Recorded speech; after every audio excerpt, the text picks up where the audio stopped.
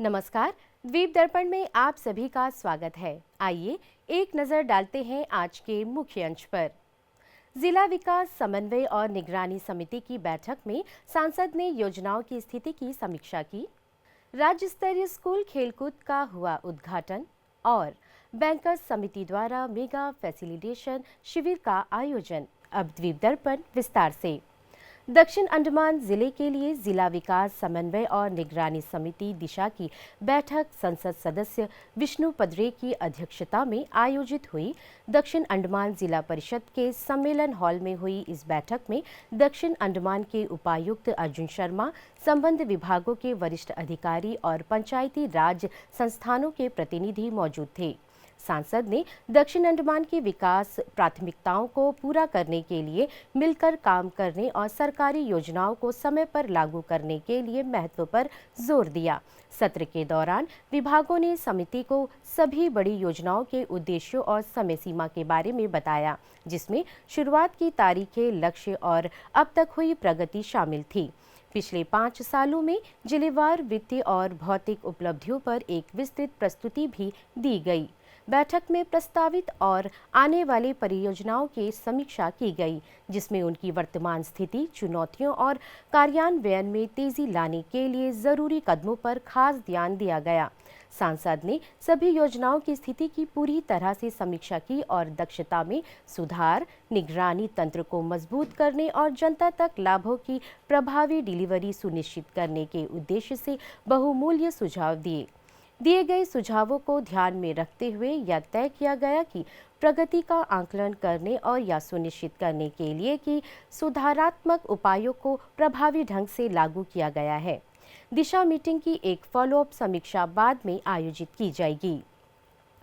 वस्तु एवं सेवा कर जीएसटी द्वारा हाल ही में पेश किए गए दरों में बदलाव के बाद अंडमान निकोबार द्वीप समूह के कई व्यवसाय अभी भी अद्यतन जीएसटी दरों, विनियमों और छूटों का पालन नहीं कर रहे हैं।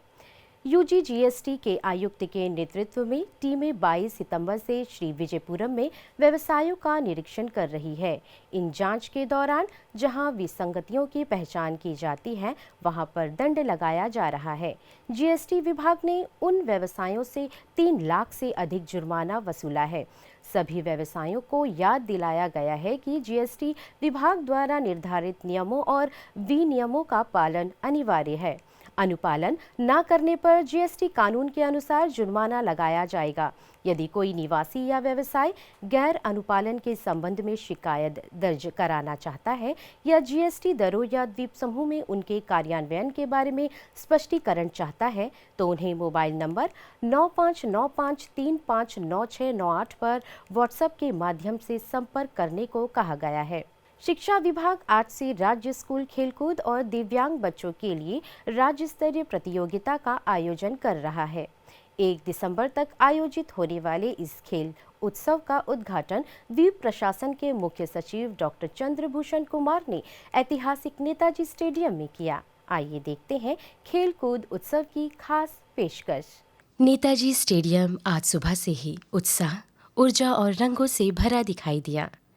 द्वीप समूह के कोने कोने से आए सैकड़ों छात्र छात्राएं, शिक्षक और टीम लीडर एक साथ इस साल के सबसे बड़े खेल महोत्सव का साक्षी बनने जुटे थे। चारों ओर मुस्कानें, खेलने का जोश और प्रतियोगिता के प्रति जज्बा देखने को मिल रहा था। स्टेडियम की ट्रैक पर नौजवानों की टीमें अपने अपने बैनर के साथ सजी धजी खड़ी थी।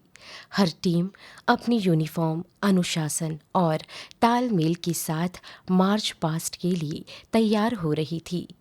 बैंड टुकड़ी, ट्राई कलर टुकड़ी और जोशीले कदमताल के साथ माहौल और भी जीवंत हो गया था। मुख्य अतिथि के आगमन के साथ ही पूरा स्टेडियम तालियों से गूंज उठा। पारंपरिक स्वागत ने समारोह की सुंदरता को और बढ़ा दिया। दर्शक, गैलरी में बैठे विद्यार्थी और अभिभावक उत्साहित होकर इस क्षण को कैमरों में कैद कर रहे थे। मार्च पास्ट की शुरुआत होते ही स्टेडियम के चारों ओर तालियों की आवाज़ गूंजने लगी। प्रत्येक जोन ने बेहतरीन तालमेल और सधे कदमों के साथ अपनी उपस्थिति दर्ज कराई। खिलाड़ियों के अनुशासन और टीम भावना ने उद्घाटन समारोह को और भी भव्य बना दिया। सलामी के दौरान खिलाड़ियों की शान और आत्मविश्वास देखते ही बनता था।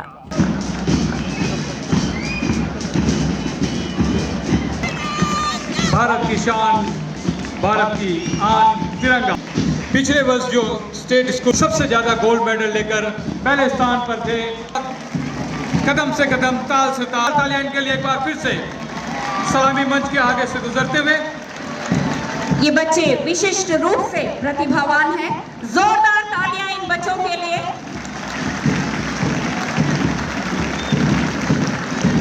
सभी इनके ऑफिशियल्स भी इनके साथ। मीट फ्लैग फहराते ही पूरे स्टेडियम में उत्साह और उमंग की लहर दौड़ गई। State school games 2025, the chief secretary Andaman Nicobar administration to hoist the meet flag. और जैसे ही खेलों को औपचारिक रूप से ओपन घोषित किया गया, दर्शक दीर्घ तालियों से गूंज उठी। State school games and 9th state level competition for CWSN Open. Thank you, sir. यह वह क्षण था जिसका इंतजार हर खिलाड़ी और शिक्षक पिछले कई दिनों से कर रहे थे। इसके बाद खेल भावना का प्रतीक माने जाने वाली मीट टॉर्च मैदान में लाई गई।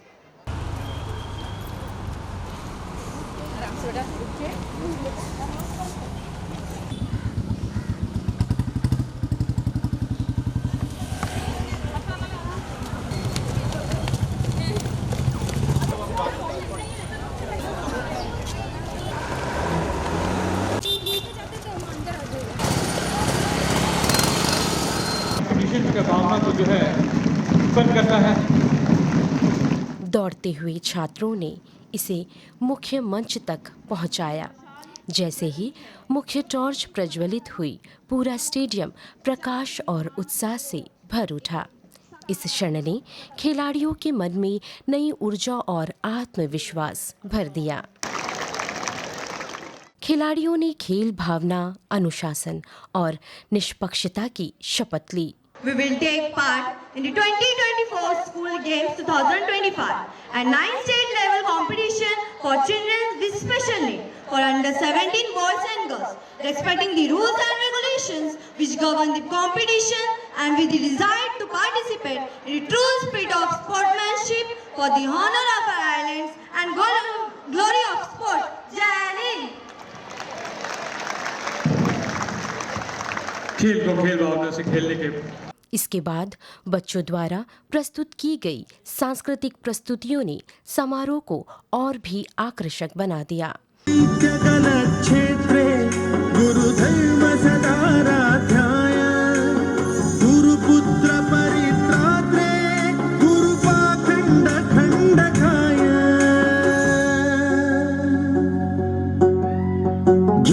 साराय गीत तत्वाय गीत गोत्राय धीमहि गूढ़गुल्फाय गन्धमत्ताय गोजय प्रदाय धीमहि।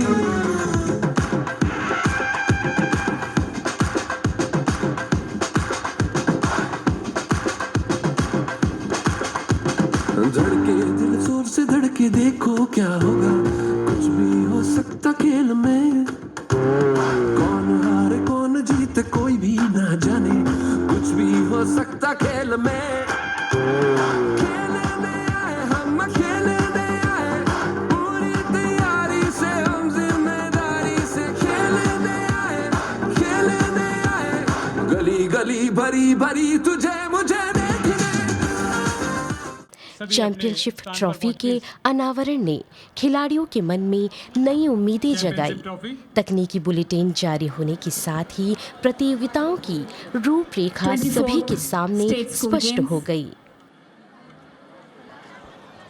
हमारे मुख्य शिक्षा निदेशक श्री विक्रम सिंह जी की उपस्थिति में टेक्निकल बुलेटिन का उद्घाटन समारोह के दौरान माननीय मुख्य सचिव डॉक्टर चंद्रभूषण कुमार ने उपस्थित खिलाड़ियों, शिक्षकों और अभिभावकों को संबोधित किया।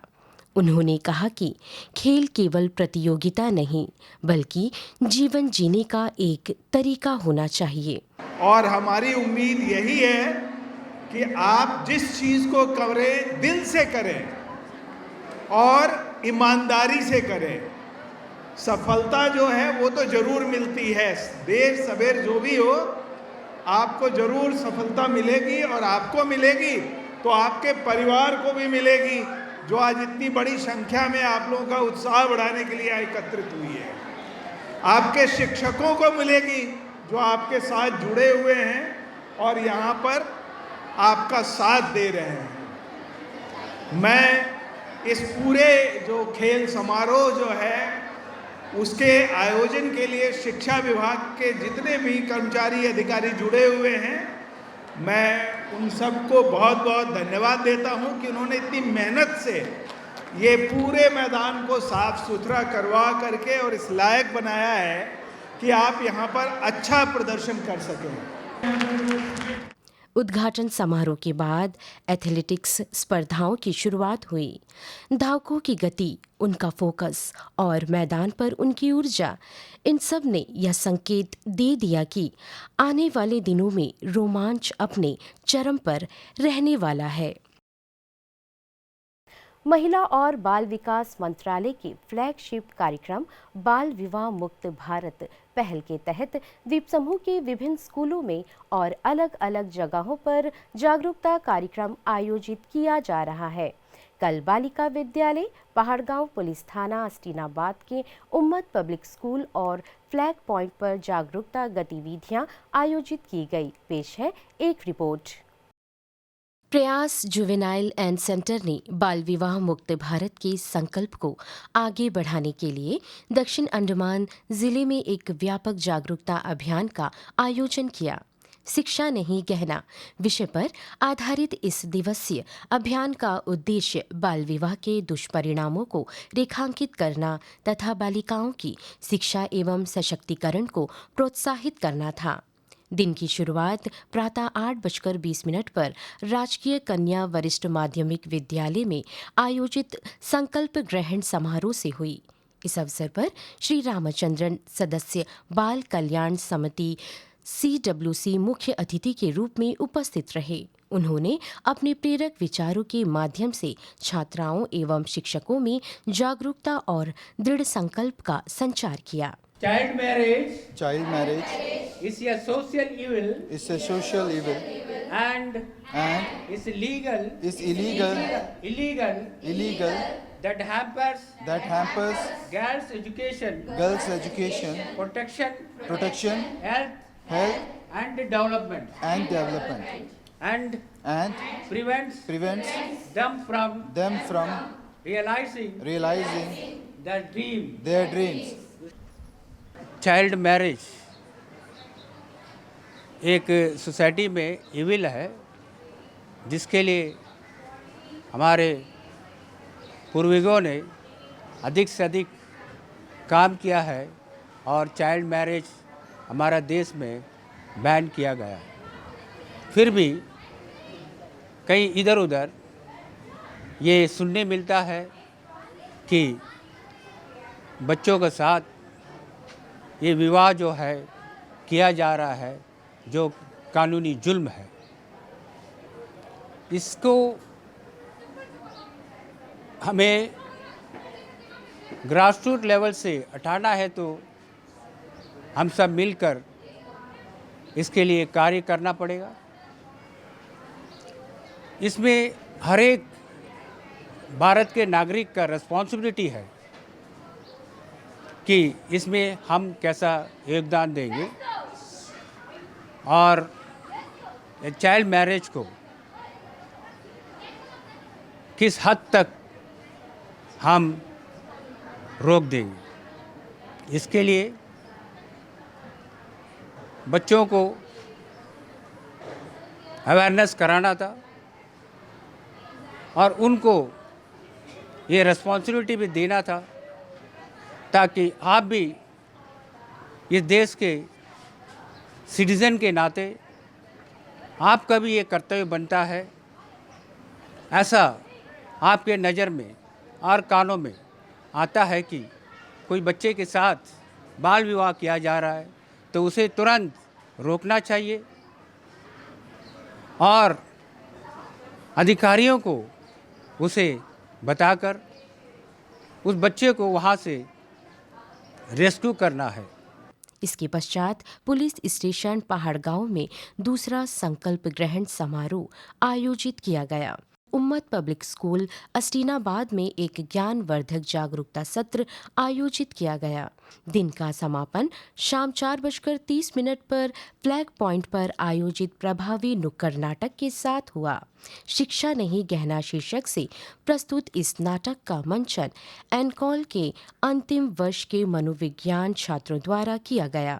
कार्यक्रम में नागरिकों के साथ साथ सुश्री लीना पार्वती, बोर्ड सदस्य, जनशिक्षा संस्थान श्री रामचंद्रन, सुश्री मारिया शीला, श्री के विजय कुमार तथा प्रयास टीम के अन्य सदस्य उपस्थित थे।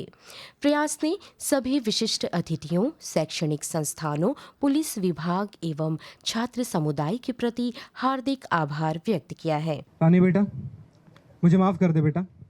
मुझे आज समझ आया कि गहना सिर्फ शरीर को सजाती है, पर शिक्षा पूरी जिंदगी को। छोटू बेटा। जी पापा। तुम्हारी दीदी कल से स्कूल जाएगी और एक दिन एक बड़ी डॉक्टर बनेगी। मैंने तो पहले ही कहा था पापा कि दीदी को पढ़ा दीजिए। तूने बिल्कुल सही कहा था बेटे। भारत सरकार ने ये मुहिम निकाला है पिछले साल नवंबर 27, 2024 को कि हम भारत को बाल विवाह से मुक्त करेंगे। अंडमान में बाल विवाह देखने को नहीं मिलता है, बट यहाँ पे अर्ली मैरिजेस के भी इश्यूज़ हैं। तो इस साल गवर्नमेंट ने ऐसे डिस्ट्रिक्ट जहाँ पे बाल विवाह हो रहे हैं वहाँ पे 100 डेज़ का एक कैंपेन शुरू किया है, और डिस्ट्रिक्ट जहाँ पे चाइल्ड मैरिजेस नहीं हो रहे हैं वहाँ पे 1 डे का एक कैंपेन कराने बोले हैं, क्योंकि लड़कियां जो हैं वो समाज की एक बहुत ही मजबूत कड़ी होती हैं। हमें उनका जो शोल्डर है उसको बोझ से नहीं बल्कि पढ़ाई देकर उनको पंख देना है ताकि वो और आगे उड़ सकें।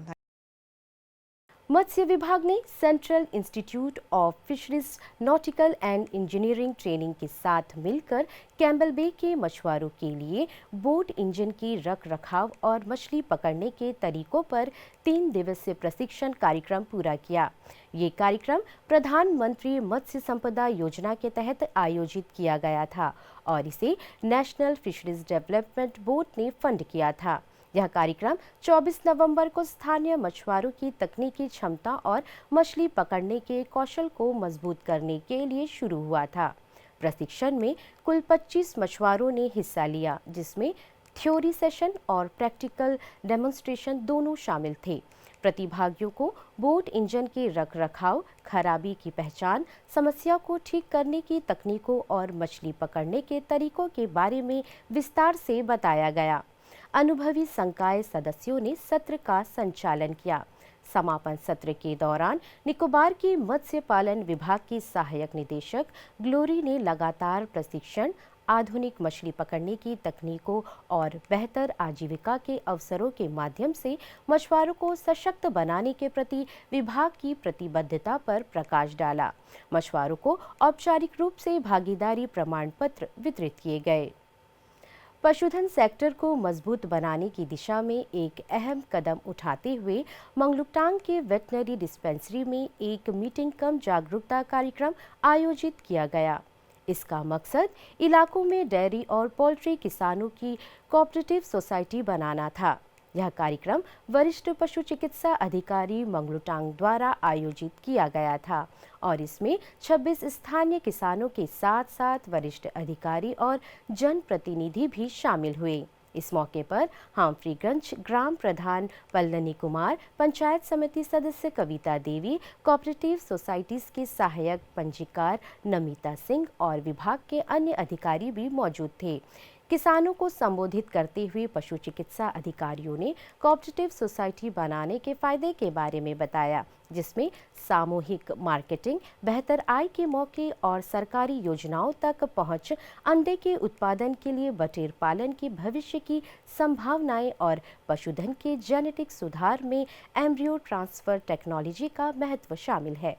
इस कार्यक्रम के मुख्य नतीजों में से यह रहा है कि इंदिरा नगर की श्रीमती मीनाक्षी को पोल्ट्री कोऑपरेटिव सोसाइटी के लिए मुख्य प्रमोटर और श्री भूदेव विश्वास को डेयरी कोऑपरेटिव सोसाइटी के लिए मुख्य प्रमोटर नियुक्त किया गया।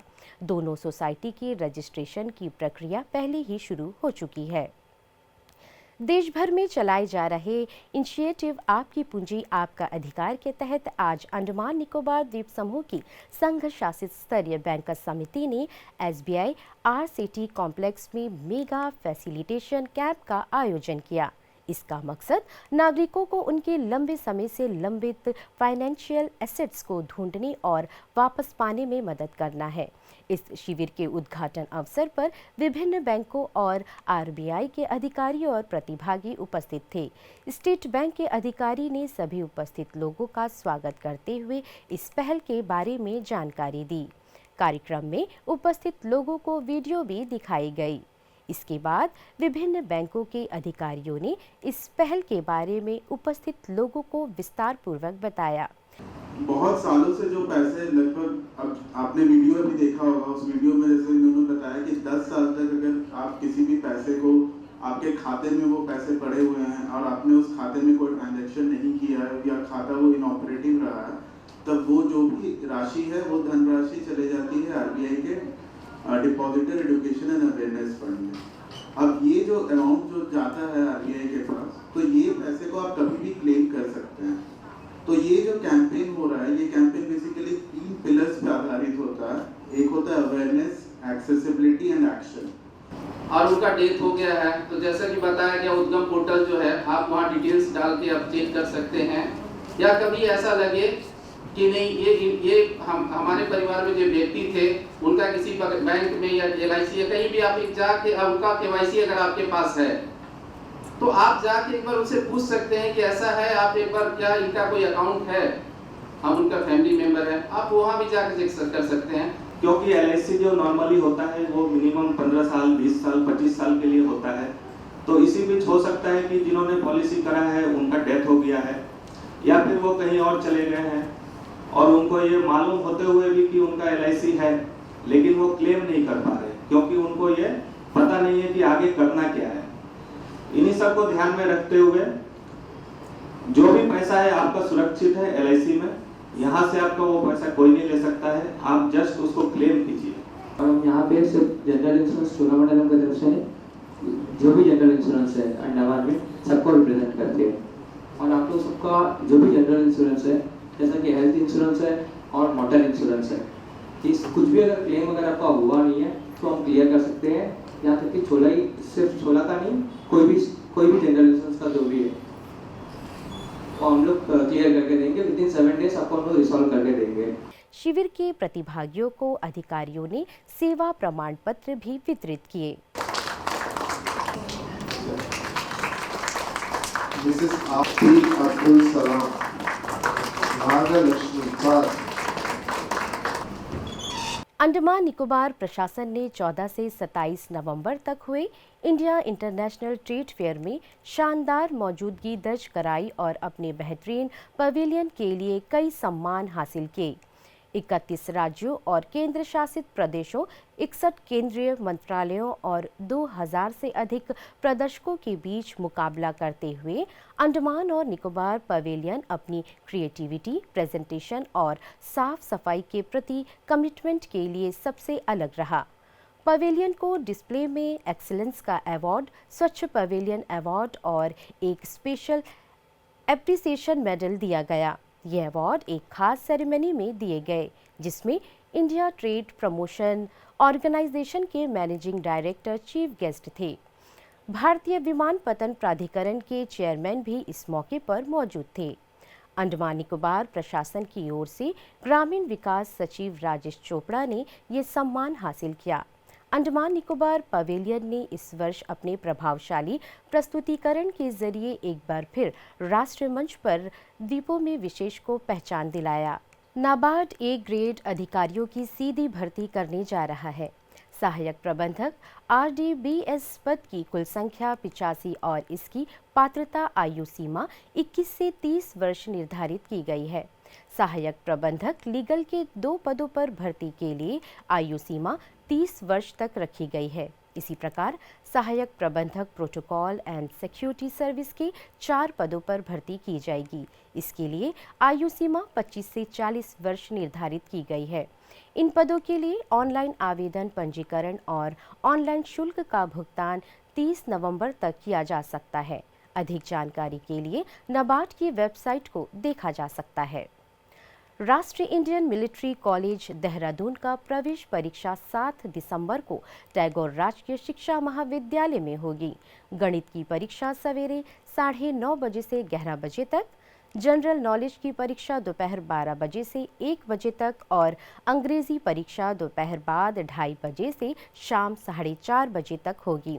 प्रवेश परीक्षा के लिए आवेदन कर चुके उम्मीदवारों को 7 दिसंबर को सवेरे 8:30 बजे कॉलेज में प्रिंसिपल को रिपोर्ट करने का निर्देश दिया गया है।